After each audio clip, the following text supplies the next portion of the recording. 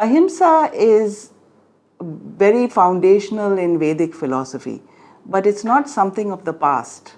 It was relevant then, it's relevant now. There are many people beyond the Vedic civilization who are not Hindus who say the same thing.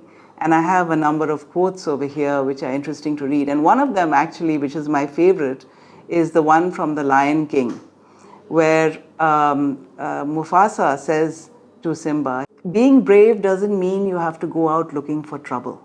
So that is actually a lesson in Ahimsa. And there are many Vedantic lessons in The Lion King, surprisingly, but there are, and this is one of them. What is Ahimsa then, if it is not non-violence? It is not pacifism, it is not turning the other cheek. Ahimsa is the avoidance of unnecessary violence. It is minimizing violence, not eliminating it. And there is a reason for this. Whenever there is a problem, there are four ways of resolving it. And the principle of Ahimsa always suggests starting with the least aggressive form of conflict resolution.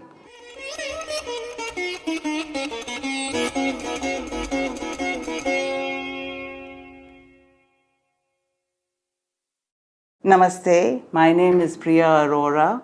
I am a spiritual seeker in the tradition of Advaita Vedanta, an author, and someone who is passionate about our two great Indian epics, the Ramayana and the Mahabharata.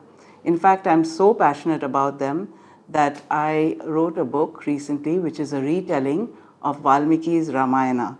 It's been published by Penguin on the 27th of September, and it's available everywhere in India now. The reason why I wanted to do this talk is because my journey led me to realize that there are many misunderstandings about Sanskrit terms in the modern day. One of them is Ahimsa. And the genesis of this misunderstanding comes from the difficulty in translating Sanskrit. Sanskrit is an amazingly rich language. It is a language that has wonderful expression, wonderful vocabulary, but impossible to translate without a knowledge of the philosophy and the culture in which it grew. And one of the words which is a casualty amongst the many mistranslations is the word Ahimsa. We now today think of Ahimsa as non-violence. And the reason for that is because Himsa is violence, and the before it seems to be a negation. So we come to the understanding that Ahimsa means non-violence. But in actual fact, Ahimsa is beyond non-violence. The term non-violence doesn't describe it fully. To understand Ahimsa, we have to know that it is a foundational principle in Sanatana Dharma. It's emphasized in every Shastra, it's discussed in the Upanishads, it's highlighted in the Bhagavad Gita as a noble quality. It is the first yama in Patanjali's Yoga Sutras, and the Mahabharata states Ahimsa Parmo Dharmaha multiple times, which is Ahimsa is one's highest duty. So if Ahimsa is non-violence, it seems contradictory that our two great Indian epics, which are a dramatization of Vedic philosophy, should be centered around wars. So what is Ahimsa then, if it is not non-violence? It is not pacifism, it is not turning the other cheek. Ahimsa is the avoidance of unnecessary violence. It is minimizing violence, not eliminating it. And there is a reason for this. Whenever there is a problem, there are four ways of resolving it.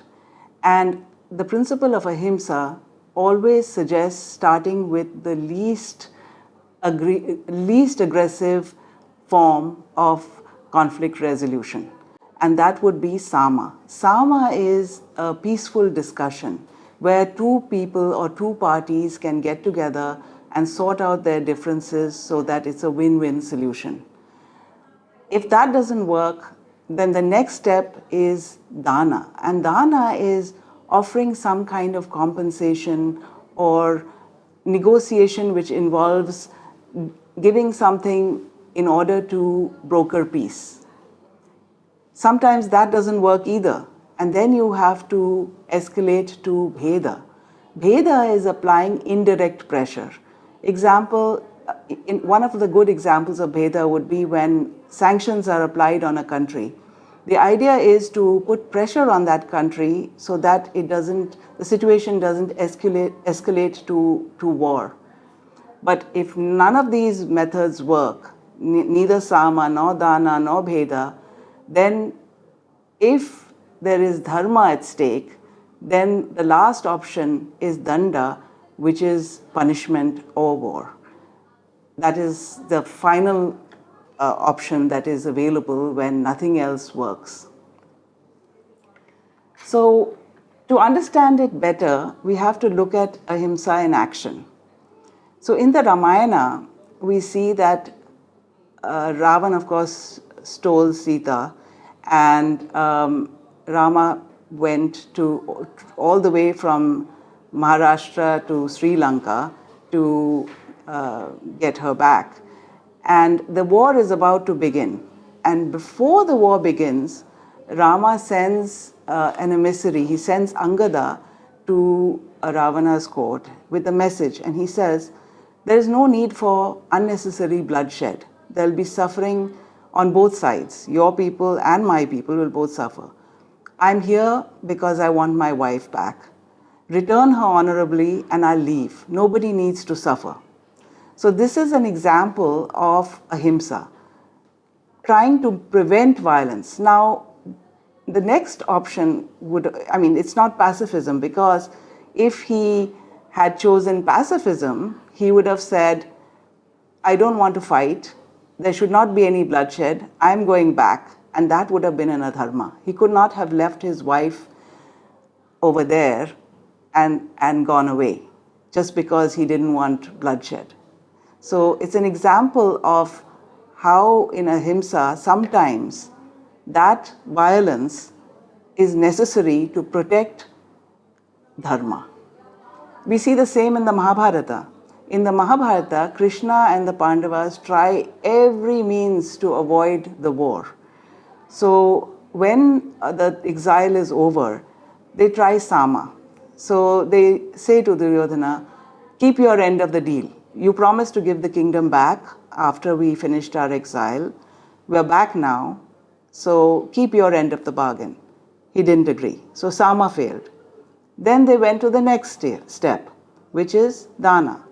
And they said, you keep the whole kingdom, the lion's share of it. Give us 5 villages, just 5 villages, 1 for each brother. That's all we ask for. That was actually a sweetheart deal.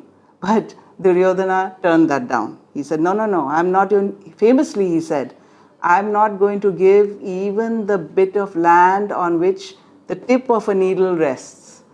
So then what happens? You have to go to the next stage. And then Krishna uses Bheda. So he goes to Karna and he says to Karna, I want to tell you the truth about your birth. You are not a charioteer's son. You are the son of Kunti, and the Pandavas are your brothers. And the reason why he tells him this is he hopes that if Karna decides to sit out and not fight, then Duryodhana would not go to war. Because he was going to war banking on Karna. Because Karna, he felt, was equal or better than Arjuna in his mind. So Krishna tried to avoid the war using Bheda. And a lot of people criticize this, saying that it was unethical for him to try and get Karna over to the other side. But we have to realize that here there was a choice between war and peace. If this Bheda could have elicited peace, then it was worth it. It would have avoided the war. But unfortunately, that didn't work either. So then there was no choice. There had to be a dharma yuddha. And the Puranas say the same thing. The same message is conveyed in the Puranas, that upholding dharma is the most important duty of that we have. That we don't want to be violent, but if all non-violent options fail, then the only option left to protect dharma, if it's violence, then unfortunately we have to do that. We have to go to war. So there is a difference between just and unjust violence. And that's what Ahimsa is about. It's about just violence. So violence as a last resort to uphold dharma is justified. That is called a dharma yuddha. A dharma yuddha is fought to punish wrongdoing, to protect society and prevent greater harm. This is different from a selfish war, which is not a dharma yuddha. A selfish war is fought for greed, for territorial expansion, and other such reasons which do not qualify as virtuous. So, what we need to see here is that pacifism can actually enable the very violence it seeks to avoid. And conversely, in certain contexts, violence can ensure peace. And I'll give you an example to explain this. If a terrorist is on the rampage, that one person can kill thousands of people. If you take out that terrorist through violent means, you are using violence. It's not non-violent. But that violence is preventing greater violence in society. And if you don't take him out, then you're actually enabling his behavior. You're enabling that violence to continue. This concept of just chastisement is very central to Sanatana Dharma. So there's a famous shloka in the Bhagavad Gita, perhaps the most famous shloka, which we all know, the Yada Yada Hi Dharmasya shloka, where Sri Krishna talks about the supreme reality manifesting on earth in order to protect the innocent and to vanquish evil in order to re-establish dharma. And the verse is Paritranaya sadhunam vinashaya cha dushkritam dharma sansthapanarthaya sambhavami yuge yuge. So age after age, we find that the supreme reality incarnates on earth for this purpose, for chastisement of the wicked and to protect the innocent. And so there may be certain himsa involved in that chastisement, but that is not contrary to the teaching of ahimsa. Ahimsa is not a concept that is just for philosophical discussion. It is something that is part of our everyday life, or at least should be part of our everyday life, because it encourages the least possible violence in both thought, word, and action. For instance, in our everyday lives, we can practice ahimsa by not wishing ill of others. Never think badly of another person. Never wish them ill. We can speak kindly, without anger, and act peacefully. Let us not succumb to rage. That is ahimsa. We can practice empathy, tolerance, and respecting conflicting opinions and beliefs. That is ahimsa. And we can abstain from causing needless harm. Ahimsa is contextual and not rigid. In fact, all the principles in Sanatana Dharma are contextual and not rigid. They are meant to be understood and modified and practiced based on the situation at hand. One of the best examples of ahimsa is choosing vegetarianism. And the reason is that if we can eat without causing pain to another living creature, why not? Why should we do that? Why should we go and harm and cause suffering to another life? Because we want to enjoy that food. Plants also have life. One could say that, plants have life, so then we can't eat anything. But Ahimsa, again, coming back to what its meaning is, it's not non-violence, it's minimizing violence. So when you eat a plant-based diet, you are actually minimizing the violence you're causing. So when you're born on earth, you create a footprint. You cannot be born and not create a footprint. But we can certainly keep that footprint as small as possible. And that's what Ahimsa is about. It's about keeping your footprint small. Manusmriti actually puts it very well. He says, it's not wrong to eat meat. That is the way of the world. One creature lives on another. One creature eats another. So there's nothing wrong. It's not a crime. But the way he puts it is there's great punya in abstaining from it. So not eating it is a virtue. Eating it is not a crime. And this is a perfect example of how in Sanatana Dharma, a lot is left to the individual to decide. There are no mandates. There are guidelines. There are guidelines for your good, but nothing is a mandate that you must do this or you mustn't do this. And going on about Ahimsa, every deity, it's interesting to note, is depicted with a weapon. So Vishnu has the pushpa and the shankha, but he also has the chakra and the gada. So the pushpa is the flower and the shankha is the conch. But the chakra and the gada are both weapons. One is a discus and the other is the mace. Shiva has the damru and the trident, the trishul. Durga is portrayed with 10 arms, carrying the lotus and conch, but 8 are weapons.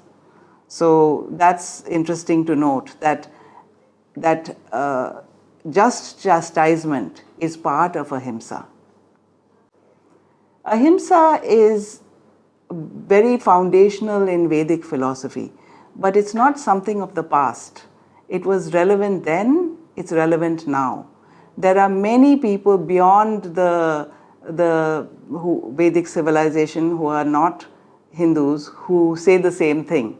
And I have a number of quotes over here which are interesting to read. And one of them actually, which is my favorite, is the one from The Lion King, where Mufasa says to Simba, he says, being brave doesn't mean you have to go out looking for trouble. So that is actually a lesson in Ahimsa. And there are many Vedantic lessons in The Lion King, surprisingly, but there are. And this is one of them, that don't go out looking for trouble. Don't create trouble. Try and avoid trouble if you can. In conclusion, I will say that Ahimsa should be understood as a principle of minimizing harm while protecting dharma. Dharma is the most important thing. Ahimsa is very closely intertwined with the concept of dharma. So it's about balance, context, and avoiding unnecessary harm in all circumstances. Where we can avoid harm, we must. Where we can't, if dharma is at stake, we have no choice and we have to escalate. That is a sad consequence of the way things are. We have to take that step. Just as Rama had to take that step. He had to go and fight Ravana because there was no choice. Dharma was at stake. Thank you very much for listening to this talk. I hope you found it enjoyable. I have discussed many other topics in my book. I have a screenshot of it here for viewers. And if you're interested in it, I will try and put details in the below. So thank you very much. Dhanyavadaha and Shubham Bhuyat.